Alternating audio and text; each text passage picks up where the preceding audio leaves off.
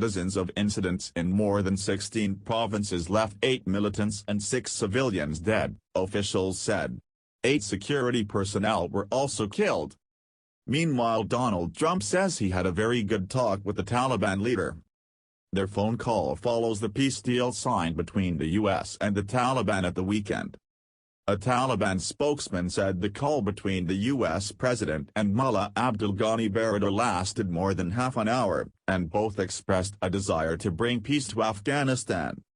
The Taliban said that Mr. Trump would ask his Secretary of State Mike Pompeo to talk with Afghan President Ashraf Ghani in order to make sure negotiations between the Afghan government and the Taliban went ahead as planned as part of the peace deal.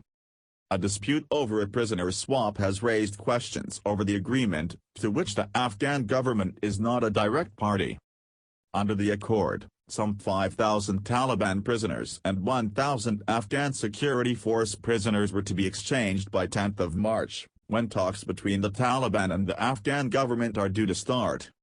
But Afghanistan's President Ashraf Ghani said on Sunday his government had agreed to no such release. And on Monday the militants said talks would not take place if their prisoners were not released first. The Afghan government said more than 20 people had died in the 24 hours since the Taliban resumed attacks on local targets.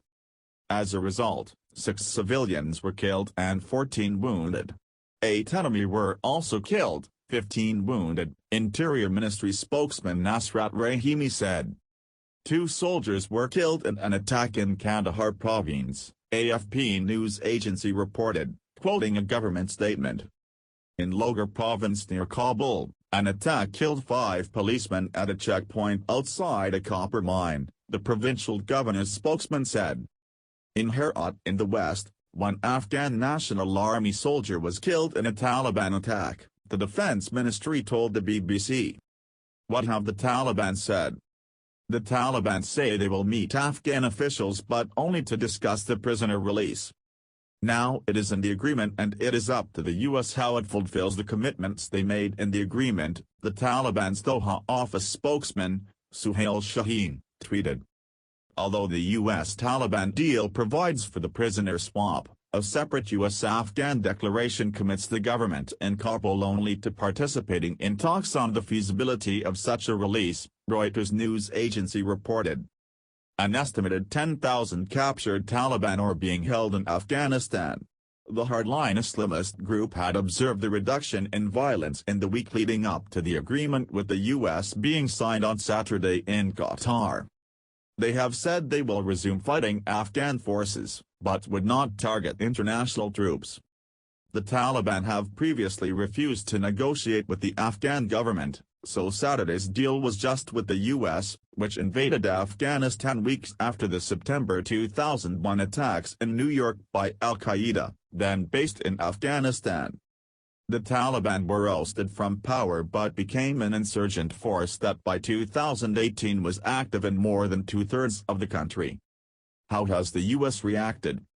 General Scott Miller, the U.S. Forces commander in Afghanistan, said the reduction in violence was a confidence builder, adding, "We're very serious about our obligations and we expect the Taliban will be serious about their obligations. The United States has been very clear about our expectations, the violence must remain low." Saturday's agreement included the withdrawal of U.S. troops and its NATO allies from Afghanistan within 14 months, if the militants stick to the deal.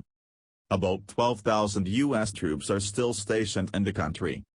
President Trump, who had promised to end the Afghan conflict, said on Saturday that it was time to bring our people back home. Mr. Trump said 5,000 U.S. troops would leave Afghanistan by May. He added that U.S. troops had been killing militants in Afghanistan by the thousands and now it was time for someone else to do that work and it will be the Taliban and it could be surrounding countries.